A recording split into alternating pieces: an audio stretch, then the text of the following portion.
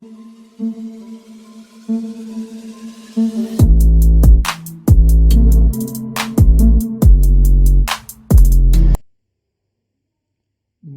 વિદ્યાર્થી મિત્રો, આજે આપણે ધોરણ 10 પ્રકરણ નંબર 1 વાસ્તવિક સંખ્યાઓ પ્રકરણની શરૂઆત કરવા જઈ રહ્યા છીએ। તો પ્રકરણની શરૂઆત કર્યા પહેલાં ધોરણ 9ની અંદર આપણે સંખ્યાઓના સમૂહ વિશે ચર્ચા કરી હતી।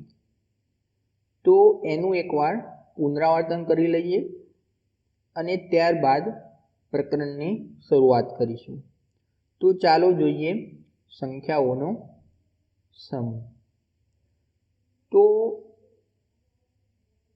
આપણને ખ્યાલ છે કે પ્રાકૃતિક સંખ્યા, તો એમાં કઈ કઈ સંખ્યાઓનો સમાવેશ થાય? તો એની અંદર માત્ર ધન પૂર્ણાંક એટલે કે 1, 2, 3 જેવી ધન પૂર્ણાંક સંખ્યાઓનો સમાવેશ થશે, જેને આપણે n વડે દર્શાવીએ છીએ અને સૌથી નાની પ્રાકૃતિક સંખ્યા 1 છે। એના પછી પૂર્ણ સંખ્યાઓ, તો એની અંદર કઈ કઈ સંખ્યાઓનો સમાવેશ થાય?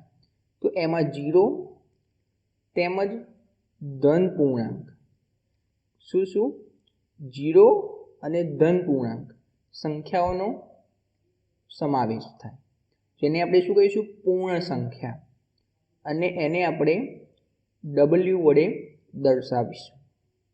અને એમાં સૌથી નાની પૂર્ણ સંખ્યા શું છે? 0। એના પછી વાત કરીએ કે પૂર્ણાંક સંખ્યા, તો એમાં કઈ કઈ સંખ્યાઓનો સમાવેશ થશે?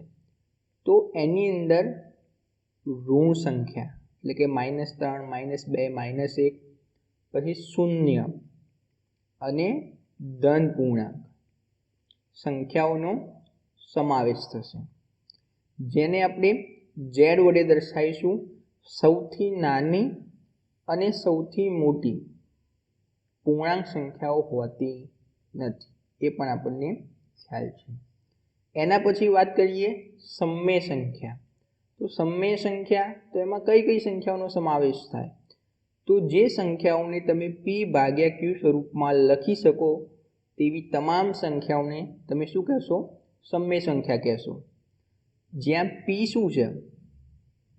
જ્યાં p એ પૂર્ણાંક, p શું છે? પૂર્ણાંક, એટલે કે પૂર્ણાંકનો શું થાય? ધન પણ હોય, શૂન્ય પણ હોય અને ઋણ પણ સંખ્યા હોય। અને q શું છે? શૂન્યતર પૂર્ણાંક, શૂન્યતર પૂર્ણાંક। શૂન્યતર પૂર્ણાંકનો શું થાય? તો શૂન્ય સિવાયની કોઈ પણ પૂર્ણાંક, એટલે ધન પણ હોઈ શકે અને ઋણ પણ હોઈ શકે, કારણ કે ભાગાકારની અંદર 0 હોય નહીં, બરોબર। એ ટૂંકમાં આવી બધી સંખ્યાઓને સમમેય સંખ્યાઓ કહેતા હતા। આપણને સમમેય સંખ્યાઓ યાદ છે કે દરેક અપૂર્ણાંક સંખ્યા છે એ સમમેય સંખ્યા છે, 2, 3 દરેક પૂર્ણાંક સંખ્યા પણ સમમેય સંખ્યા છે। પછી એવી સંખ્યા જેની દશાંશ અભિવ્યક્તિ અનંત આવૃત હોય કે શાંત હોય, એ પણ શું છે? સમમેય સંખ્યા છે। એવી સંખ્યાનું n મૂળ, જેને p/q સ્વરૂપમાં દર્શાવી શકાય, એ પણ સમમેય સંખ્યા છે, બરોબર, જેને આપણે q વડે દર્શાવતા હતા। શેના વડે? q વડે દર્શાવતા હતા। હવે એના પછી વાત કરીએ અસમમેય સંખ્યાઓ, તો જેને p/q સ્વરૂપમાં ન દર્શાવાય, બરોબર, p/q સ્વરૂપમાં ન દર્શાવાય। એમાં વર્ગમૂળમાં 2, પાઈ, વર્ગમૂળમાં 3 આવી બધી સંખ્યાઓનો સમાવેશ થશે।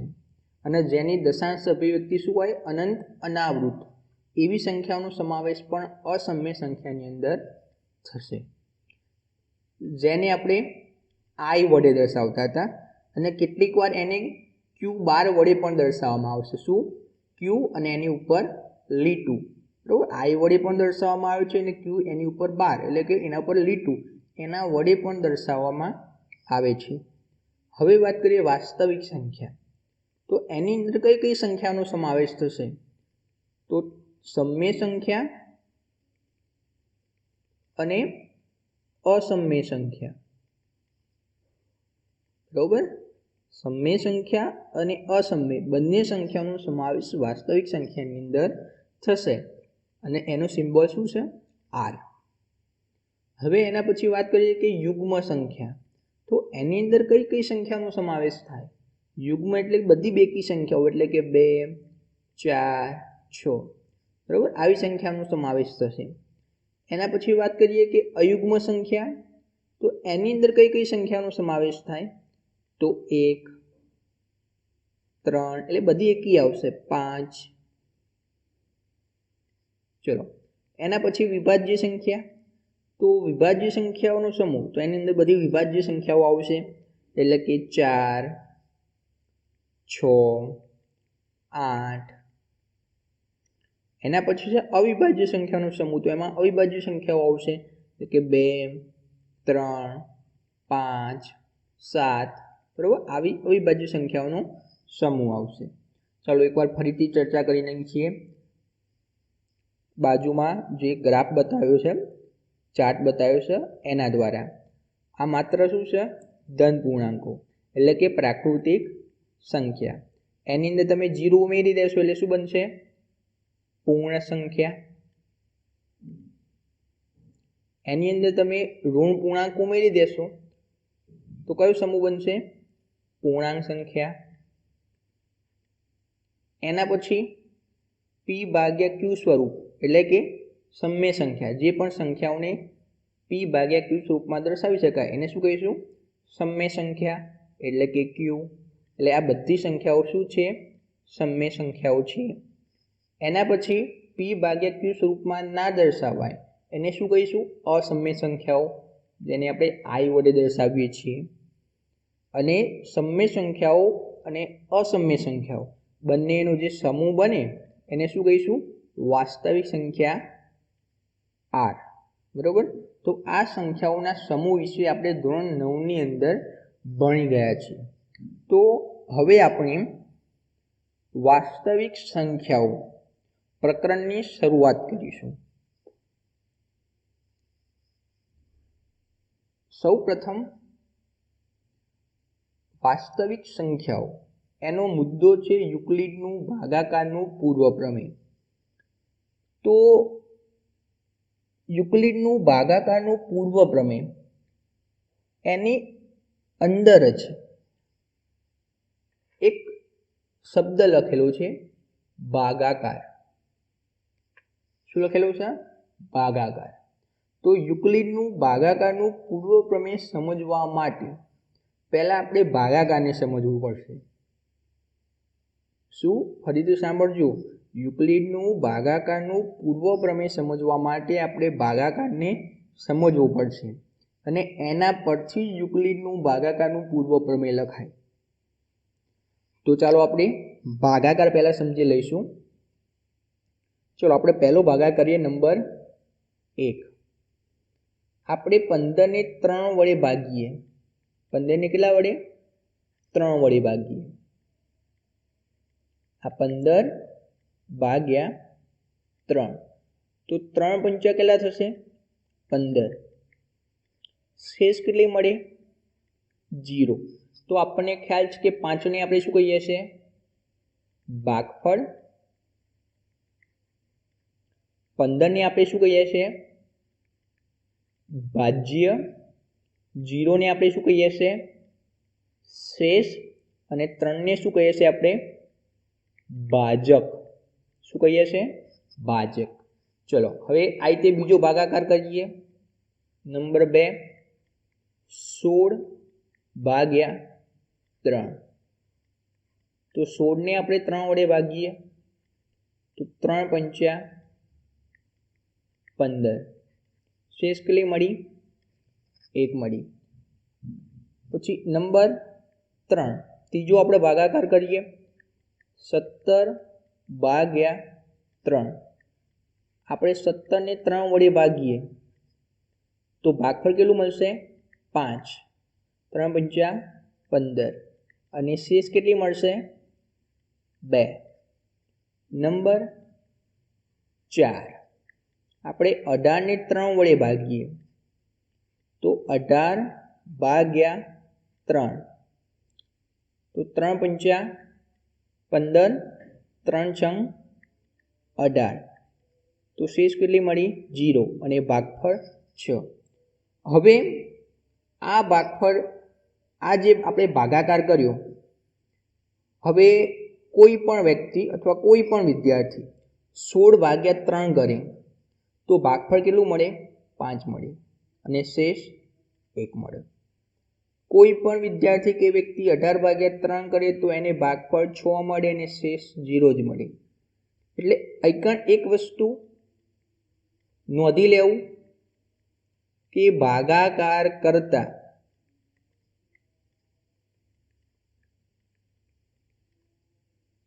અનન્ય એટલે શું? એક અને માત્ર એક જ ભાગફળ અને શેષ મળે. તમે 18 ભાગ્યા 3 કરો તો ભાગફળ અને શેષ શું હોય? નક્કી જ હોય. એટલે અનન્ય ભાગફળ અને શેષ મળે. એક આ બાબત નોંધવા જેવી છે. એના પછી ચલો નંબર 2 જુઓ. આપણે 15 ને 3 વડે ભાગ્યા તો શેષ કેટલી હતી? એટલે 0 આવી. 16 ને 3 વડે એટલે તમે ભાજક 3 લો છો, ભાજક શું લો છો? 3 3 3 તો શેષ તમને શું મળે છે? 0 1 2 0 1 2 એટલે તમને શેષ શું મળશે? 0 1 2 0 1 2. જો તમે 4 ભાજક લેશો તો તમને શેષ શું મળશે? 0 1 2 અને 3 મળશે. એટલે કે બીજી વાત આ નોંધવા જેવી છે કે શેષ શું હોય? તો 0 અથવા 0 થી મોટી અને ભાજક કરતાં શું હોય? નાની હોય. બીજી વાત આ નોંધવા જેવી છે કે શેષ શું હોય? 0 અથવા 0 થી મોટી પણ ભાજક કરતાં શું હોય? નાની હોય. એક આ વસ્તુ નોંધવા જેવી છે. હવે જુઓ નંબર 3. ચલો આ ભાજ્ય 15 છે. ભાજ્ય શું છે? 15.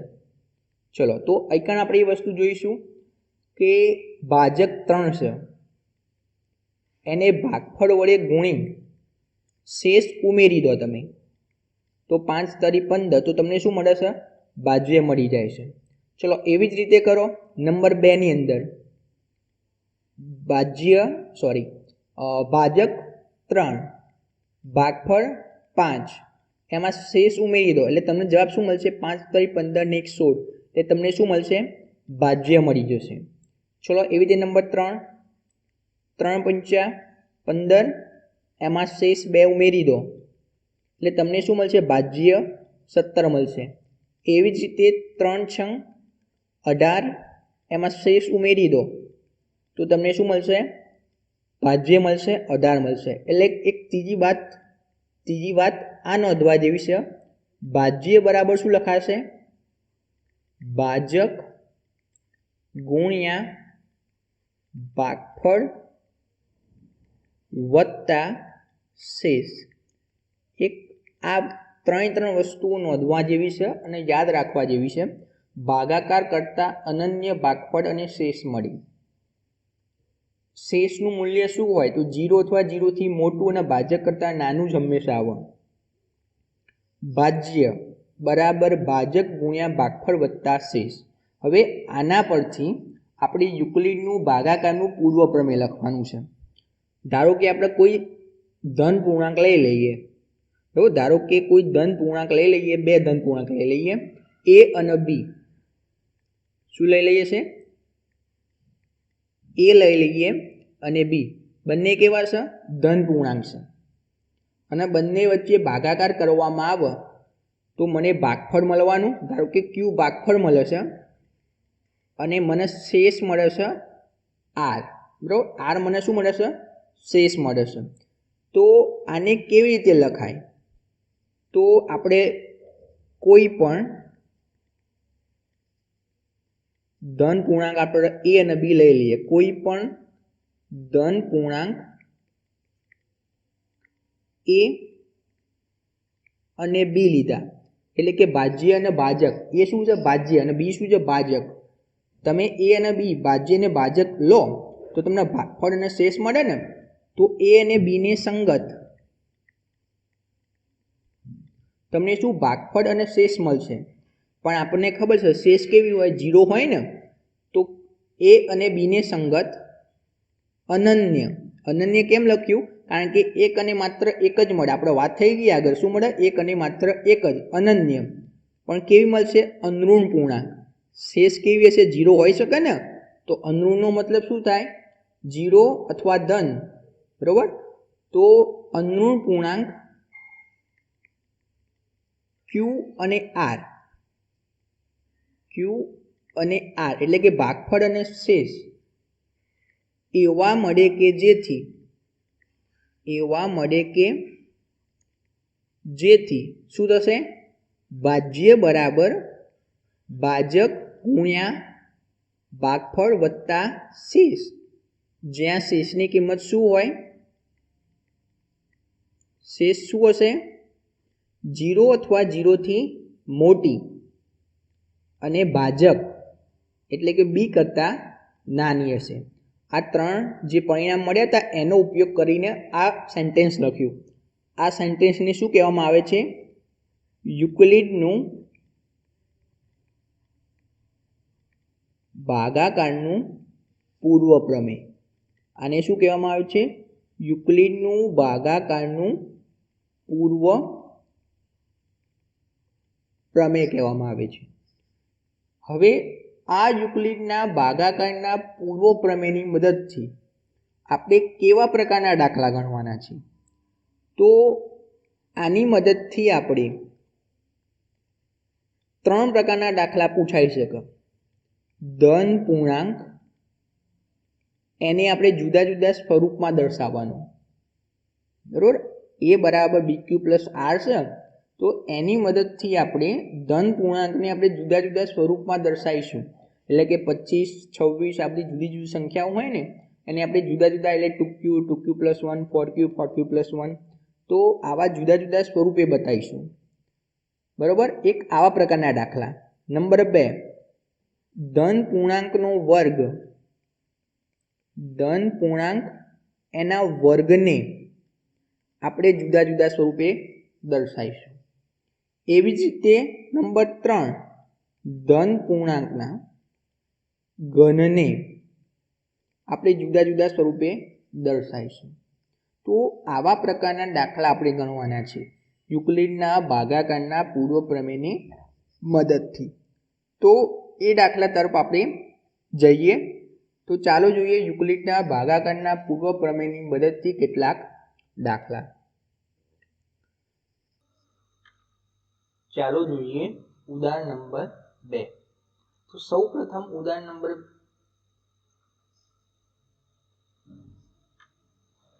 ચાલો જોઈએ ઉદાહરણ નંબર 2. તો સૌ પ્રથમ આપણે ઉદાહરણને સમજી લઈશું કહેવા શું માંગે છે. તો લખેલું છે કે દર્શાવો કે દરેક યુગ્મ ધન પૂર્ણાંક. શું છે? યુગ્મ ધન પૂર્ણાંક. માત્ર ધન પૂર્ણાંક નહીં, યુગ્મ ધન પૂર્ણાંક કોઈ પૂર્ણાંક q માટે 2q સ્વરૂપમાં હોય. કેવા સ્વરૂપમાં? 2q સ્વરૂપમાં. એટલે કે 2, 4, 6, 8 એને આપણે 2q સ્વરૂપમાં બતાવવાના છે. અને દરેક અયુગ્મ ધન પૂર્ણાંક કોઈ પૂર્ણાંક q માટે 2q પ્લસ 1 સ્વરૂપમાં હોય. એટલે કે 1, 3, 5, 7 આવા જે અયુગ્મ ધન પૂર્ણાંક છે એ 2q પ્લસ 1 સ્વરૂપમાં હોય. તો આ કેવી રીતે બતાવવું? તો પહેલા આપણે સમજી લઈએ કે યુક્લિડનો ભાગાકારનો પૂર્વ પ્રમેય a બરાબર BQ પ્લસ આર. આના પરથી આપણે આ જે ધન પૂર્ણાંક a છે એને આપણે જુદા જુદા સ્વરૂપે દર્શાવી શકીશું. તો આપણે 2q અથવા 2q પ્લસ 1 સ્વરૂપમાં બતાવવા છે તો b બરાબર આપણે 2 લેવા પડે. આ 2 મેં કેવી રીતે લીધા? તો આપણે વિચારવું પડશે કે b કેટલા લેવા. b હું 2 લઈ તો જ મને 2q અથવા 2q પ્લસ 1 સ્વરૂપ મળશે. કારણ b બરાબર 2 મૂકું તો મને શેષ મળી જશે. બરાબર. શેષની શક્યતાઓ મળી જશે કે શેષ શું હોઈ શકે. અને એના પરથી મને જુદા જુદા સ્વરૂપ મળશે. તો આઈકણ આપણે બી બરાબર શું લઈશું? 2 લઈશું. તો આપણે ધારી લઈએ, ધારો કે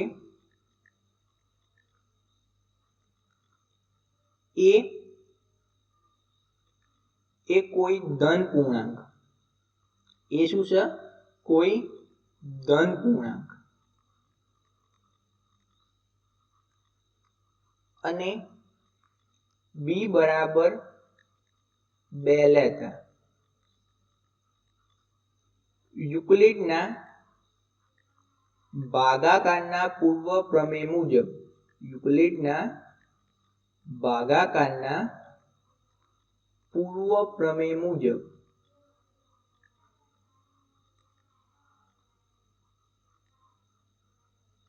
આપણે આવું લખી શકીએ, એ બરાબર બી બરાબર કેટલા છે?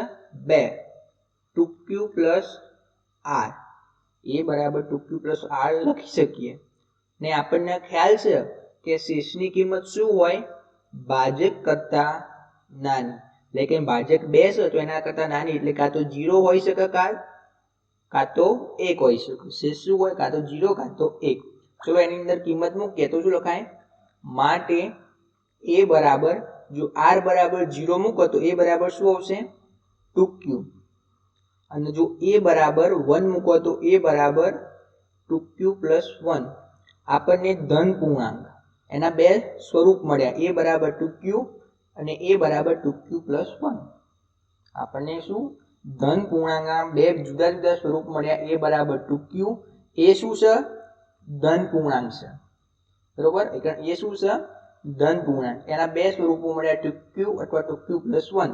આમાંથી કયું સ્વરૂપ યુગ્મ માટેનું છે, કયું અયુગ્મનું? તો આપણને કીધેલું છે કે 2q એ યુગ્મનું છે અને 2q પ્લસ 1 એ અયુગ્મનું છે. તો એ આપણે સાબિત તો કરવું પડે ને. તો એના માટે જો એ બરાબર 2q હોય તો, જો એ બરાબર 2q હોય તો એ 2 વડે શું છે? વિભાજ્ય છે. એ શું છે? 2 વડે વિભાજ્ય. અને કોઈ સંખ્યા 2 વડે વિભાજ્ય હોય તો એ શું કહેવાય? યુગ્મ કહેવાશે. શું કહેવાય? યુગ્મ કહેવાય. જો એ બરાબર 2q હોય તો એ 2 વડે વિભાજ્ય છે. એટલે કે આપણે લખી શકાય ને, દરેક યુગ્મ ધન પૂર્ણાંક, દરેક યુગ્મ ધન પૂર્ણાંક કોઈ પૂર્ણાંક q માટે, કોઈ પૂર્ણાંક q માટે 2q સ્વરૂપમાં હોય, 2q સ્વરૂપમાં હોય. અને જો એ બરાબર 2q પ્લસ 1 હોય તો એ 2 વડે વિભાજ્ય નથી. તમે જોઈ શકો છો 2q પ્લસ 1 છે, એમાંથી તમે એને 2 વડે ભાગશો તો શેષ તમને શું મળશે? 1 મળશે. શેષ શું મળે? 1 મળે. તો 2 વડે વિભાજ્ય નથી. એટલે કે દરેક અયુગ્મ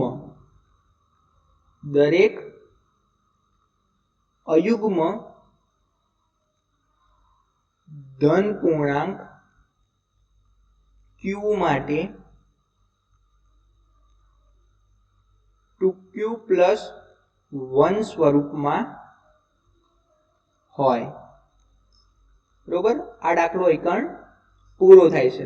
આપણે યુગ્મ ધન પૂર્ણાંક અને અયુગ્મ ધન પૂર્ણાંકને 2q અને 2q પ્લસ 1 સ્વરૂપે દર્શાવી દીધા.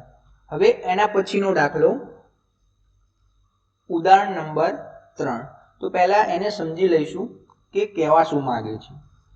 આઈકન લખેલું છે કે દર્શાવો કે કોઈ પણ અયુગ્મ ધન પૂર્ણાંક, ધન પૂર્ણાંક નહીં, આપણે ધન પૂર્ણાંક તો બતાવવાના છે, એની સાથે સાથે શું બતાવવાના છે?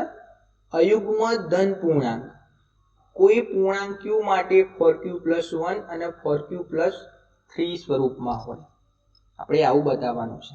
તો આપણને ખ્યાલ છે કે a બરાબર bq+r, તો આપણે 4q+1 અને 4q+3 સ્વરૂપમાં બતાવવા છે, તો b બરાબર કેટલા લેવા પડે? આઈકન b બરાબર કેટલા લેવા પડે? તો b બરાબર તમારે 4 લેવા પડે, કારણ કે 4q+1 કીધું છે ને, તો b બરાબર કેટલા લેવા પડે? 4 લેવા પડે. કેમ? કારણ કે એક ધન પૂર્ણાંક બતાવવાના છે, માટે આપણે શું લીધા? 4 લીધા. શું બતાવવાનું છે? ધન પૂર્ણાંક બતાવવાના છે, માટે આપણે શું લીધા? 4 લીધા. શું? ધન પૂર્ણાંક બતાવવાના છે, માટે b બરાબર 4 લીધા. તો લઈ લઈએ દાખલો ગણીએ. ધારો કે કોઈ, ચલો આપણે એક અયુગ્મ ધન પૂર્ણાંક જ માત્ર બતાવવાના છે, યુગ્મ ધન પૂર્ણાંક બતાવવાના નથી, કાં તો ધન પૂર્ણાંક પણ બતાવવાના નથી. તો શું કર્યું? ધારો કે અયુગ્મ ધન પૂર્ણાંક a, આપણે શું લઈએ? a ને શું લઈએ? અયુગ્મ ધન પૂર્ણાંક લઈએ છે. અયુગ્મ ધન પૂર્ણાંક, કોઈ અયુગ્મ ધન પૂર્ણાંક a અને b બરાબર 4 લેતા. તમે 4 લો છો તો યુક્લિડના ભાગાકારના પૂર્વ પ્રમેય મુજબ, યુક્લિડના ભાગાકારના પૂર્વ પ્રમેય મુજબ શું લખાશે? a બરાબર 4q+r, જ્યાં આની કિંમત શું હશે? 0, 1, 2 કે 3, કારણ કે ભાજક કરતા નાના હોય ને, ભાજક 4 છે, તો શેષની શક્યતાઓ શું શું હોય? 0, 1, 2 કે 3. ઓકે, ચલો હવે આપણે કિંમત મૂકીએ, માટે a બરાબર શું આવશે? a બરાબર 4q લખાય, શેષની કિંમત 0 મૂકો તો, જો શેષ 1 મૂકો તો a બરાબર 4q+1, અથવા શેષ 2 મૂકો તો a બરાબર 4q+2, અથવા a બરાબર 4q+3. એટલે કે કોઈ પણ ધન પૂર્ણાંક છે એને તમે 4q, 4q+1, 4q+2 અને 4q+3 સ્વરૂપે દર્શાવી શકો. હવે આમાંથી કયા યુગ્મ પૂર્ણાંક છે, કયા અયુગ્મ ધન પૂર્ણાંક છે, એ આપણે નક્કી કરવા પડે ને.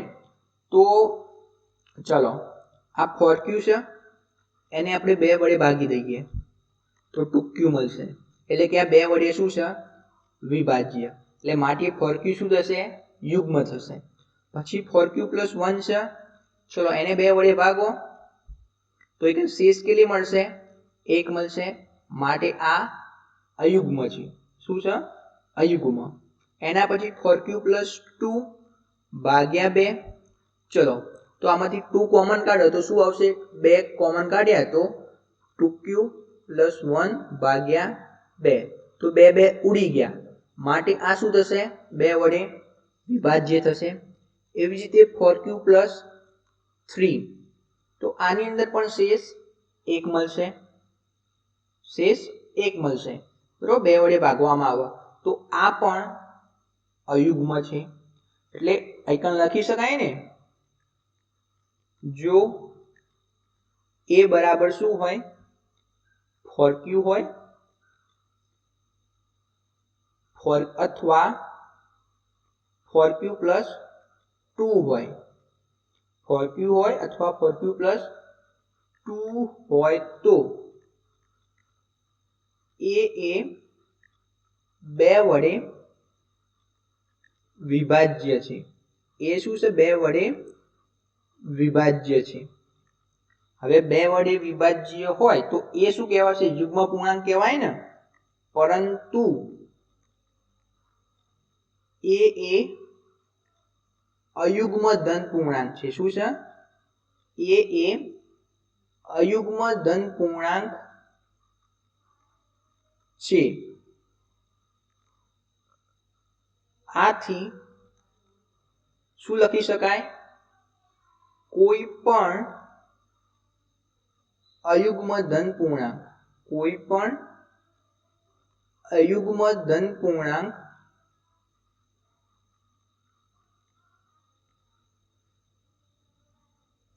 એ કોઈક પૂર્ણાંક q માટે for q + 1 અથવા for q + 2 સ્વરૂપમાં હોય.